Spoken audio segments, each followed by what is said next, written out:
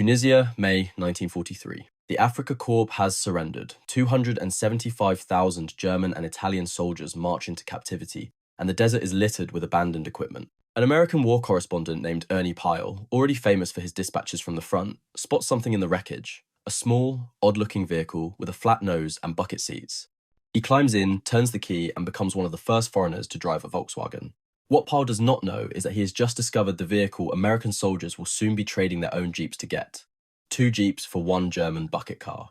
That was reportedly the going rate. This is the story of a vehicle that one American evaluation dismissed as inferior in every way to the American Jeep, except in the comfort of its seating accommodations.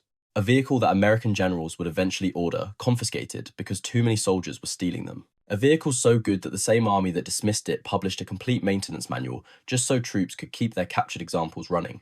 The Koobel-vahgen was not supposed to be better than anything. It was supposed to be cheap, simple, disposable. Instead, it became the trophy every American soldier wanted to bring home. Chapter 1. The trade that made no sense. The numbers do not add up, and that is precisely the point. The Willys MB Jeep had a 60 horsepower engine, the Koobel-vahgen had 25. The Jeep had 4-wheel drive, the German vehicle had only 2. The Jeep could tow artillery pieces weighing over half a ton. The Koobel-vahgen struggled with anything heavier than a machine gun. By every metric that military procurement officers cared about, the American vehicle was superior on paper. Consider the production statistics. American factories produced 640,000 Jeeps during the Second World War. German factories produced 50,435 Koobel-vahgens. The ratio was roughly 12-1. American industrial might dwarf German capacity. The Jeep won the production war before it began. And yet, in the field, something strange happened. American soldiers who captured Koobel-vahgens refused to give them up. Officers who should have known better requisitioned them for personal use. Mechanics who had access to unlimited Jeep parts chose instead to scrounge for German components. The phenomenon became so widespread that General George Patton himself had to issue orders addressing it. His diary records the frustration. Practically every enlisted member, he noted, had acquired German automobiles, wasting gasoline at a magnificent rate and cluttering up the road. The sequestration of these vehicles was ordered. Patton was not exaggerating. Reports from the 3rd Army's logistics officers documented hundreds of captured German vehicles operating without proper authorization. The medical corps was particularly notorious. Every enlisted medic, it seemed, had managed to acquire personal transportation. The roads behind the front lines were clogged with vehicles that did not appear on any official inventory. But orders rarely stopped soldiers from acquiring what they wanted. The Koobel-vahgen offered something the Jeep could not: comfort, fuel economy, reliability in conditions that destroyed American vehicles, and a certain undefinable quality that soldiers recognized immediately upon driving one. The Jeep was a workhorse. The Koobel-vahgen was something else entirely. The trading economy that emerged was never officially documented, but persists in veteran accounts and regimental histories. For trading purposes in the US Army during World War II, a Koobel-vahgen was reportedly worth 2 Jeeps. Some accounts suggest the rate was even higher in certain units. A captured Schwimm-Wagen, the amphibious variant, could command 3 or 4 Jeeps. Understanding why requires going back to 1938, to a designer named Ferdinand Porsche, and to the twisted logic of building a people's car for a nation preparing for war. Chapter 2. The People's War Car. The Koobel-vahgen was never supposed to exist. Ferdinand Porsche had spent years designing the Volkswagen Beetle as a civilian vehicle, a car for ordinary Germans who could not afford the Mercedes and Opels that wealthy families drove. Adolf Hitler had championed the project as propaganda, proof that National Socialism could deliver prosperity to the working class. The Stadt des KdF Wagens factory, later renamed Wolfsburg, was built specifically to manufacture millions of these people's cars. The numbers behind the civilian project were staggering. The factory was designed to produce 1,500,000 vehicles per year, which would have made it the largest automobile plant in the world. German workers contributed to a savings scheme, paying 5 Reichsmarks per week toward their future Volkswagen. By 1939, approximately 336,000 Germans had enrolled in the program. None of them received a car. Then came September 1939, and everything changed. The Wehrmacht needed light transport vehicles, and they needed them immediately. Germany's invasion of Poland had revealed serious deficiencies in military logistics. The army was relying on a bewildering variety of civilian automobiles pressed into service: Mercedes staff cars, Opel trucks, BMW motorcycles, Horch command vehicles. Each brand required different spare parts, different maintenance procedures, different fuel requirements. Standardization was impossible. Breakdowns were constant. Something had to change. The numbers were damning. German forces in Poland operated over 100 different vehicle types. Spare parts logistics became a nightmare. A single infantry division might require components from 20 different manufacturers. Mechanics could not be trained on every vehicle. Repair depots overflowed with machines awaiting parts that never arrived. In January 1938, even before the war began, the Wehrmacht had ordered Porsche to develop a military version of his Beetle. The project designation was Type 62. Porsche's team stripped away the curved bodywork and replaced it with flat steel panels that could be produced with minimal tooling. They raised the suspension for better ground clearance. They added 4 bucket seats, which gave the vehicle its name. Koobel-vahgen was short for Koobel-Wagen, meaning bucket seat car. Soldiers shortened it to Koobel-vahgen, and the name stuck. The first prototypes underwent military trials in late 1939. The results were mixed. Wehrmacht officers complained about insufficient power. They worried about the rear engine layout. They questioned whether a two-wheel drive vehicle could possibly compete with purpose-built military trucks. Some advocated cancelling the project entirely. The critics had valid concerns. 25 horsepower was laughably underpowered compared to the Jeep's 60. The rear engine placement meant the front wheels bore minimal weight, potentially compromising steering on difficult terrain. Two-wheel drive seemed like a fatal limitation for a military vehicle expected to follow panzer divisions through mud and snow. Then the army tested the Koobel-vahgen in snow, and everything changed. German military evaluation records show that the Type 62, despite having only rear-wheel drive, easily outperformed several four-wheel drive reference vehicles in winter conditions. The secret was weight. At just 725 kilograms, the Koobel-vahgen weighed over 300 kilograms less than the American Jeep. When it got stuck, 4 soldiers could lift it out. When it encountered deep snow, the smooth underbody allowed it to slide across the surface like a motorized sled rather than digging in like heavier vehicles. The weight advantage was not accidental. Porsche had obsessed over every kilogram. The flat steel body panels were thinner than standard automotive practice. The chassis was minimalist. The engine, derived from the civilian Beetle, was already designed for efficiency rather than power. Every component was evaluated for weight savings. The Wehrmacht was convinced. Pre-production of the improved Type 82 began in early 1940, with mass production starting in August at the massive KDF Stadt factory. The workforce that built these vehicles tells a darker story that must be acknowledged. As the war continued and German labour shortages intensified, the factory increasingly relied on forced workers. By 1944, approximately 2/3 of the Wolfsburg workforce consisted of foreign workers, many of them prisoners brought from occupied territories and concentration camps. The vehicles that American soldiers would later covet were built by hands that had no choice. Production ramped up steadily despite Allied bombing. In 1940, factories produced roughly 600 Koobel-vahgens. By 1943, annual production exceeded 15,000 units.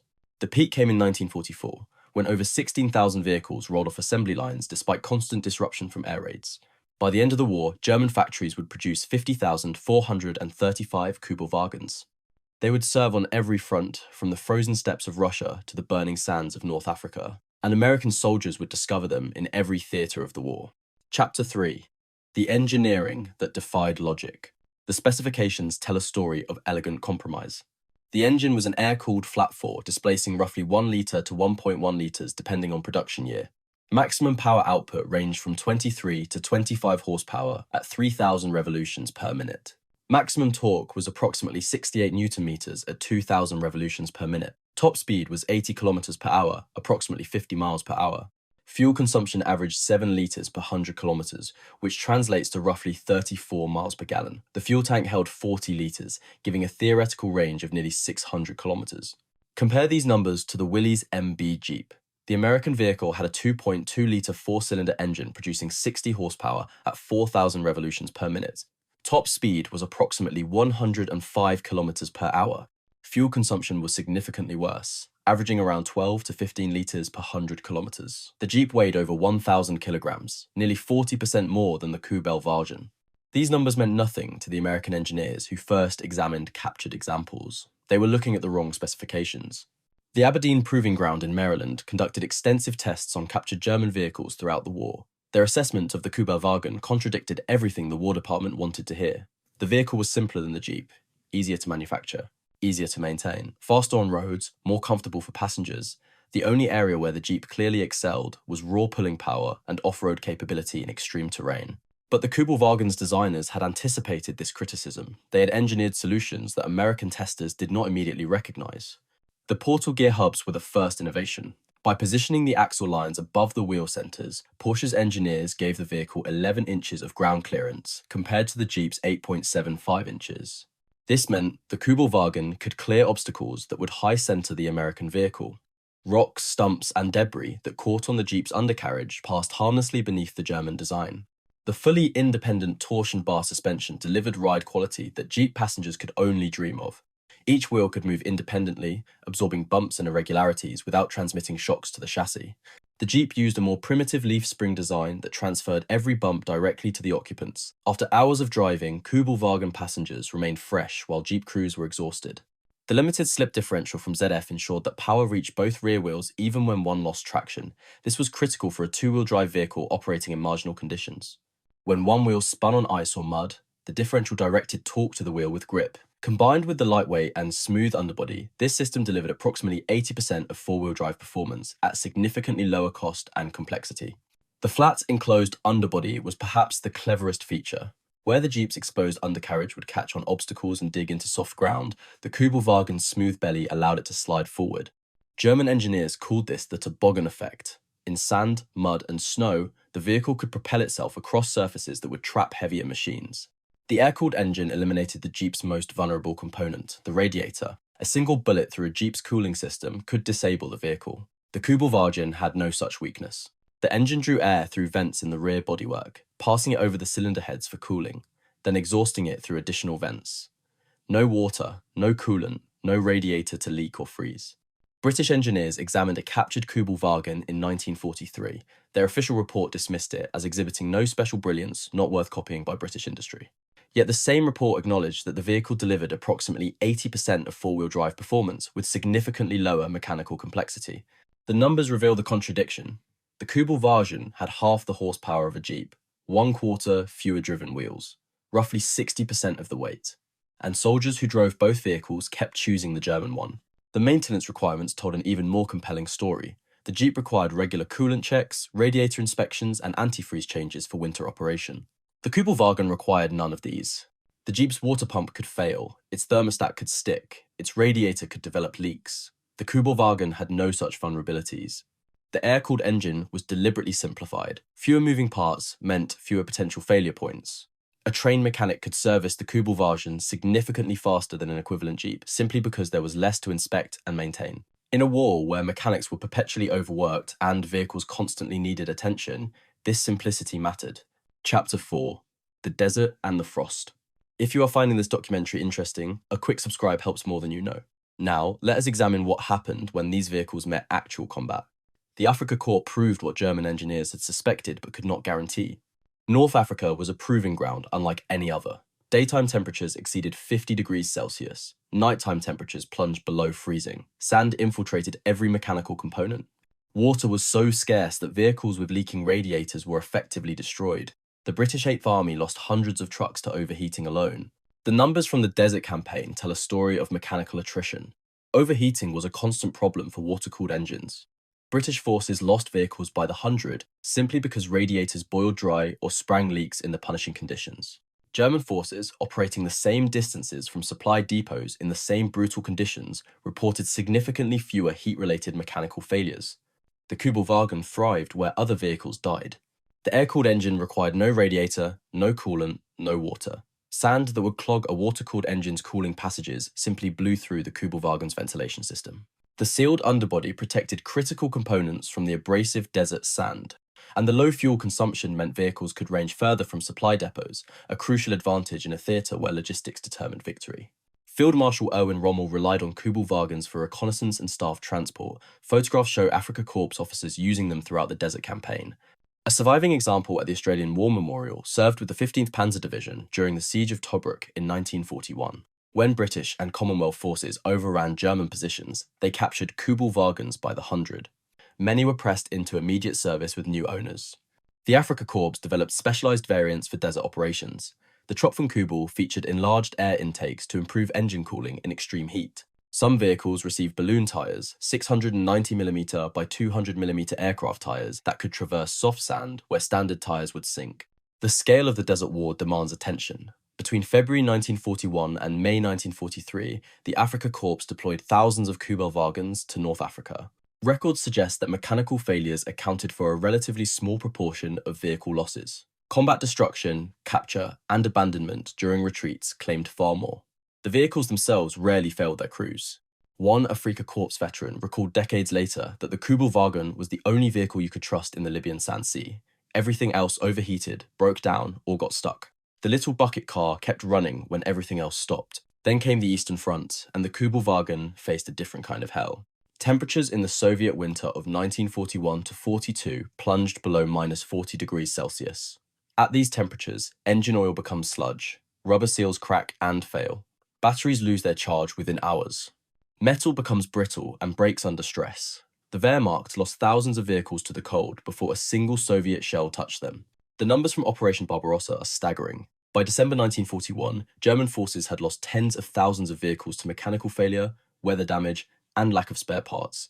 Most were trucks and staff cars with water-cooled engines. The radiators froze, cracked, and rendered the vehicles useless before enemy fire ever touched them. The Koobel-vahgen survived where other vehicles died. The air-cooled engine eliminated the risk of frozen coolant cracking engine blocks, a problem that destroyed thousands of water-cooled trucks. German mechanics fitted auxiliary tanks filled with highly volatile starting fuel for extreme cold conditions. The simple mechanical design meant fewer components to fail. The engine could be started in temperatures that would leave water-cooled vehicles immobilized. German mechanics learned to prime the carburetor with volatile fuel, crank the engine briefly, then switch to standard petrol once the oil warmed. The procedure was documented in field manuals and taught to drivers throughout the Eastern Front. A British RAME officer who captured a Koobel-vahgen in Sicily wrote to the Motor magazine in June 1944.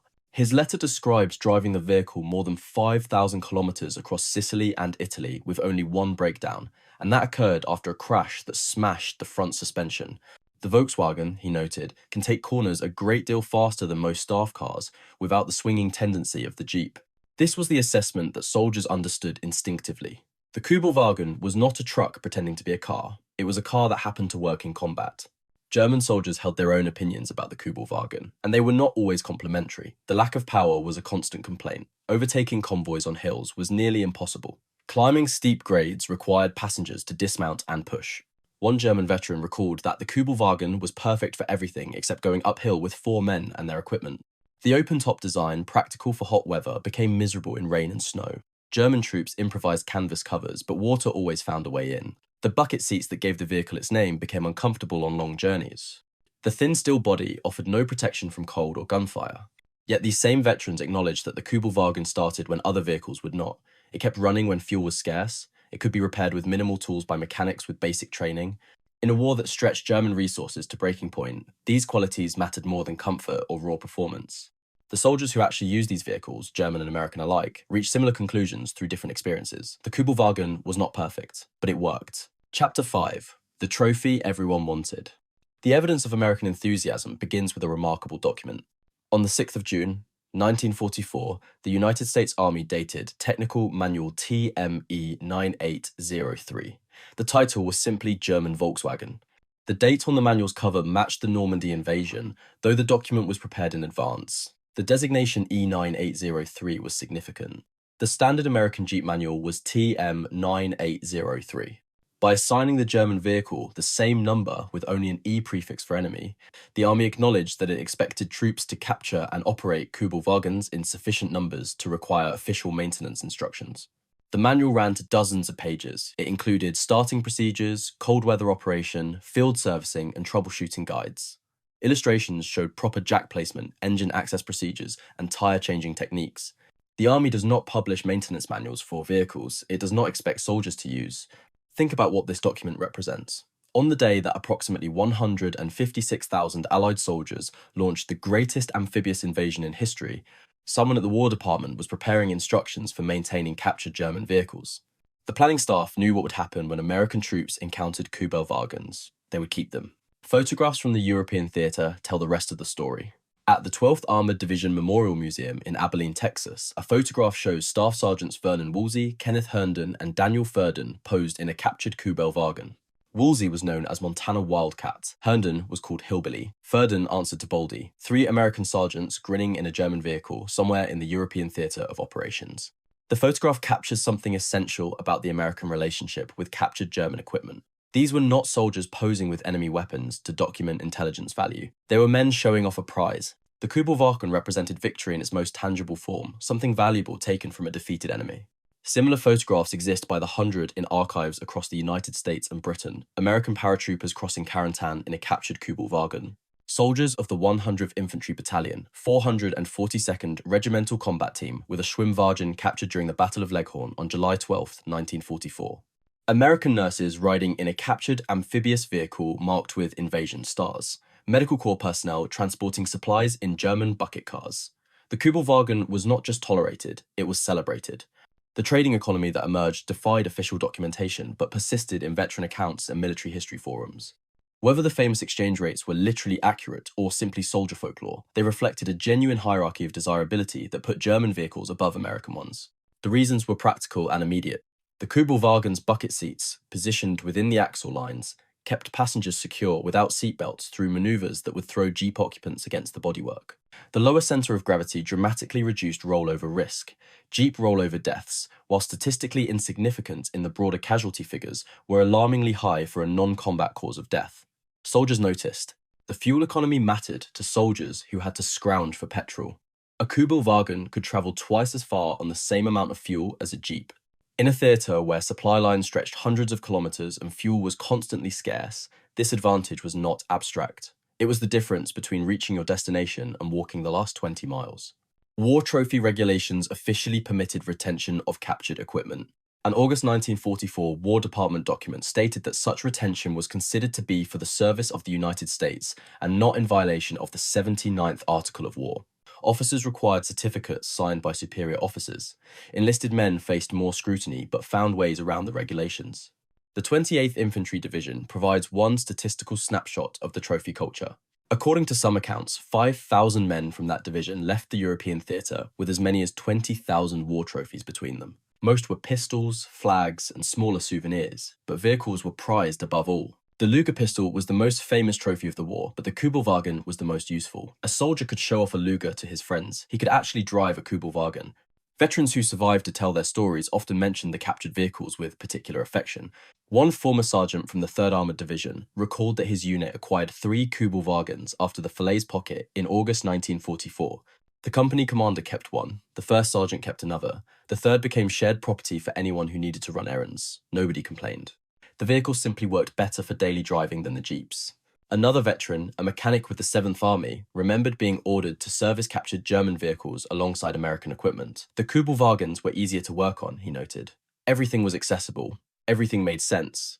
The German engineers had thought about the poor bastard who would have to fix these things in a muddy field somewhere. Patton was not the only senior officer who noticed the problem.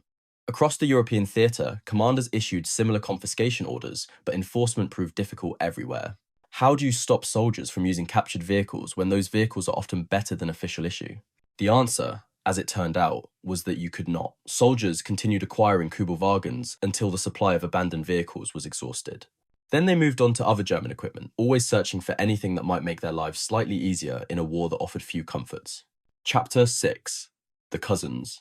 The Koobel-vahgen was not the only German vehicle Americans coveted. An entire family of innovative designs emerged from the same Wolfsburg factory, each with its own admirers among Allied forces. The Schwimmwagen, officially designated Type 166, represented an even greater engineering achievement. Where the Koobel-vahgen could only drive on land, the Schwimmwagen could swim. A watertight hull, a retractable propeller mounted at the rear, and four-wheel drive made it the most capable amphibious car ever produced.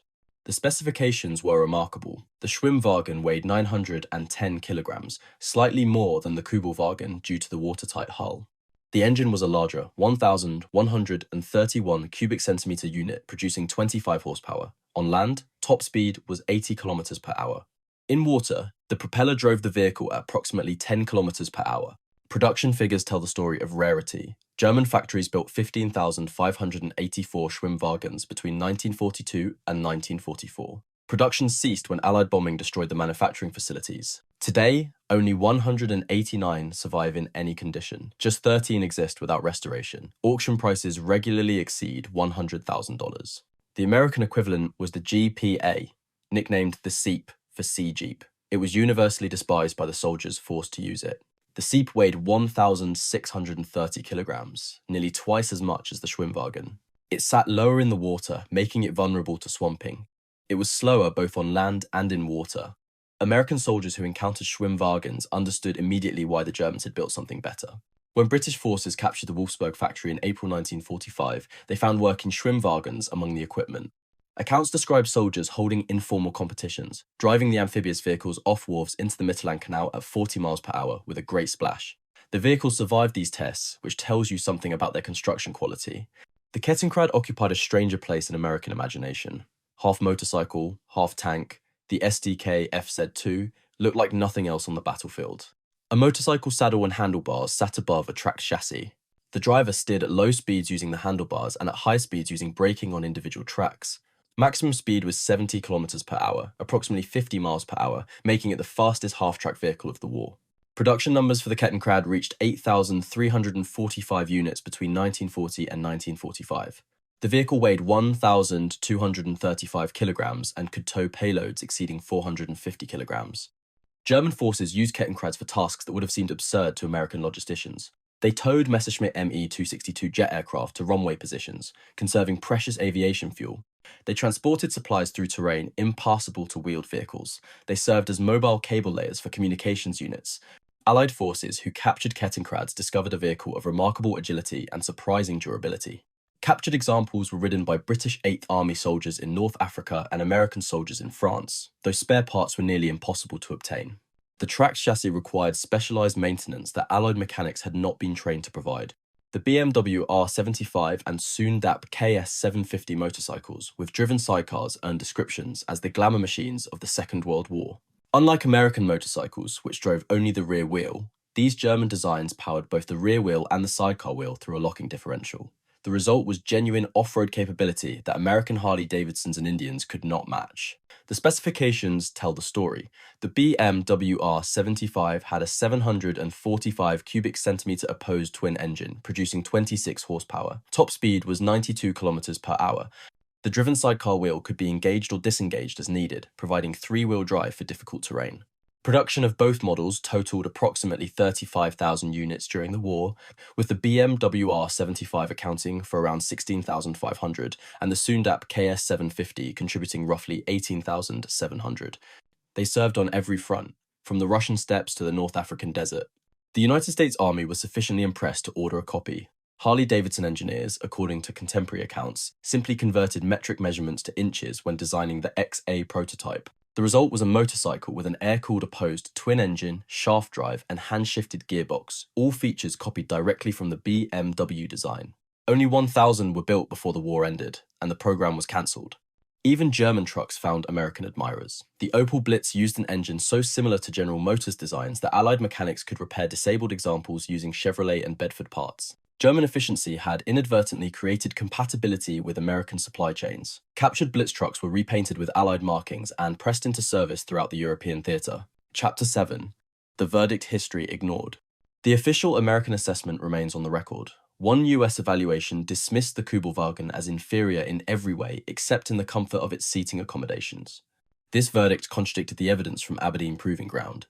It contradicted the testimony of British mechanics who drove captured examples thousands of kilometers. It contradicted the behavior of American soldiers who traded 2 jeeps to obtain 1 German vehicle. It contradicted the publication of Technical Manual E9803 on D-Day itself. The contradiction reveals something important about how militaries evaluate equipment. Official assessments serve institutional purposes. They justify procurement decisions. They maintain morale. They reinforce narratives of Allied superiority that were essential to the war effort. Acknowledging that the enemy had built a better light vehicle would have been politically inconvenient. The American industrial achievement was genuine and overwhelming. 640,000 jeeps compared to 50,000 Koobel-vahgens, 12-to-1 production advantage. Unlimited spare parts compared to chronic German shortages. The jeep was good enough, produced in sufficient quantity, and supported by logistics that German forces could only dream of matching. But soldiers are not politicians. They evaluate equipment by a single standard. Does it work? Does it keep me alive? Does it make my job easier? By these standards, the Koobel-vahgen earned its reputation. The air-cooled engine that eliminated radiator failures. The lightweight construction that allowed recovery from mud without mechanical assistance. The fuel economy that stretched supply lines. The comfortable seating that reduced fatigue on long movements. The smooth underbody that crossed terrain where heavier vehicles bogged down. The numbers from post-war surveys tell their own story. Veterans who had driven both vehicles were asked which they preferred. The majority chose the Koobel-vahgen for comfort and fuel economy. They chose the Jeep for raw capability and the knowledge that spare parts would always be available. This was the fundamental trade-off that soldiers understood and official assessments ignored. The Koobel-vahgen was better as a vehicle. The Jeep was better as part of a system. The post-war fate of the Koobel-vahgen confirms what soldiers knew. When British forces occupied the Wolfsburg factory, they initially planned to dismantle it. Germany would not be permitted to rebuild its automotive industry. The victors would ensure the defeated enemy could never again threaten their neighbours. But British officers who drove captured Koobel-vahgens reached different conclusions. They ordered 20,000 similar vehicles for occupation forces. By the end of 1945, the factory had produced 2,490 units under British supervision. The Volkswagen Beetle that emerged from this period became the best-selling car in history. More than 21 million were eventually produced. Ferdinand Porsche's design, condemned by British engineers as exhibiting no special brilliance, became the foundation of one of the world's great automobile manufacturers. Of the 50,435 Koobel-vahgens produced during the war, estimates suggest that roughly 1,000 survive today in various conditions. Perhaps 100 to 200 remain in the United States, scattered among museums and private collections. The National World War II Museum in New Orleans has one. The 12th Armored Division Memorial Museum has another. The Virginia Museum of Military Vehicles displays an example. Private collectors pay substantial sums for authentic examples with documented provenance. Most captured vehicles never returned home with their American captors. Official regulations classified large items like vehicles as property of the state rather than individual trophies. Shipping a Koobel-vahgen across the Atlantic required documentation that few enlisted soldiers could obtain. The paperwork was extensive, the inspections rigorous, and the shipping space limited. Many captured vehicles were simply used until they broke down, then abandoned or destroyed to prevent recapture. Others were left behind when units moved, passing to replacement troops who used them until they too moved on. The paper trail disappeared. The vehicles themselves vanished into the chaos of post-war Europe. The war correspondents who first encountered these vehicles recognized something the official reports missed. Ernie Pyle drove his captured Koobel-vahgen across Tunisia and understood immediately why German soldiers valued them. The vehicle was not impressive by specification. It was impressive by experience. That correspondent, Ernie Pyle, driving through the Tunisian desert in May 1943, could not know what would happen next. He could not know that within a year, the United States Army would publish a manual teaching soldiers to maintain these captured vehicles. He could not know that American generals would complain about troops stealing them. He could not know that decades later, historians would still be asking why soldiers traded 2 of their own Jeeps for 1 German bucket car. But perhaps he understood, in that moment, what all the official reports and engineering assessments could never capture. Sometimes the best vehicle is not the most powerful one. Sometimes it is simply the one that works. Ferdinand Porsche designed a car for a regime that deserved to lose. His engineers built it in factories staffed by forced labour from across occupied Europe. Prisoners from concentration camps worked on production lines at Wolfsburg. This is one of the countless crimes of the National Socialist state. Nothing about the Koobel-vahgen's excellence excuses or diminishes those facts. Yet the vehicle itself, stripped of ideology, represented something genuine, a commitment to engineering elegance over brute force, a recognition that simplicity often outperforms complexity, a design philosophy that prioritized the needs of the soldiers who would actually drive these machines over the preferences of procurement officers who would never touch them. American soldiers understood this. They understood it when they captured Koobel-vahgens and refused to surrender them to motor pools. They understood it when they traded their own Jeeps for German vehicles. They understood it when they posed for photographs, grinning, in bucket cars that were supposed to be inferior in every way. The official assessment said inferior. The soldiers said something else. Ernie Pyle finished his drive through Tunisia and moved on to cover the Italian campaign. He crossed to France after D-Day and followed the American advance into Germany. He would die in April 1945, killed by Japanese machine gun fire on the island of Ishima, one of the last American correspondents killed in the Second World War. But on that day in May 1943, driving a captured Koobel-vahgen through the wreckage of the Afrika Korps, he was one of the first Americans to discover what thousands would later learn. Sometimes the enemy builds something better, and when they do, the only sensible response is to take it.